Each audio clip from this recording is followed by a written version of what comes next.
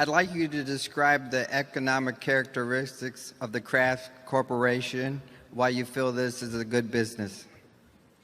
Well, I would say most of the big food companies are good businesses in that they earn good returns on tangible assets. And I don't want to get into particularly into specifics on Kraft, but if you own important branded products in this country, whether it's Wrigley's or Mars or Coca Cola or a number of the Kraft brands or See's Candy, you have good assets.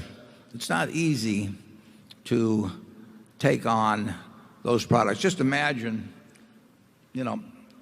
taking on Coca Cola will sell 1.5 billion 8-ounce servings of its product around the world today. There's something in every person's mind virtually in the globe about Coca Cola.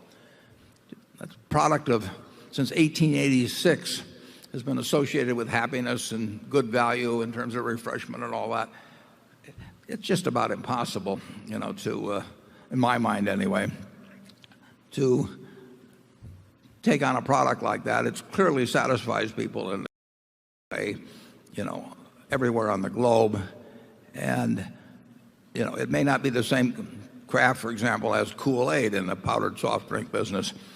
I don't think I'd want to try and take on Kool-Aid. I'd rather have Coca-Cola, but it's a tough product. And to get implanted, to get implanted in people's mind RC Cola around the world. And RC Cola has been around a long, long time. It isn't going to go anyplace. I mean, that is very, very difficult. And actually, Richard Branson came over to this country. They say that a brand is a promise. I mean, there's a promise involved in picking up a Milky Way or picking up a Coca-Cola, so what it's going to deliver to you. Richard Branson came over 7 or 8 years ago, 10 years ago, a fellow with a famous airline and all of that, and he came out with something called Virgin Cola. Now, I thought that was kind of an unusual promise to have in a product.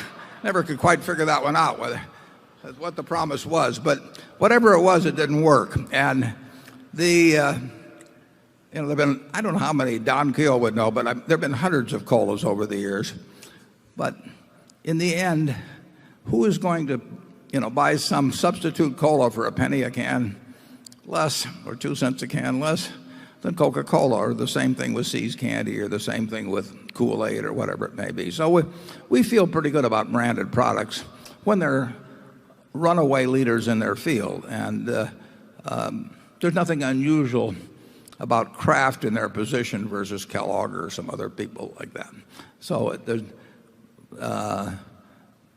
the specifics of which one we buy may depend a little bit on how we feel about the price. It certainly will make a difference how we feel about the price, the management, and some other factors. But if you buy in with good branded products and you don't pay too much, you're probably going to do okay. On the other hand, you're not going to get super rich because the attributes that I've just laid out are pretty well recognized.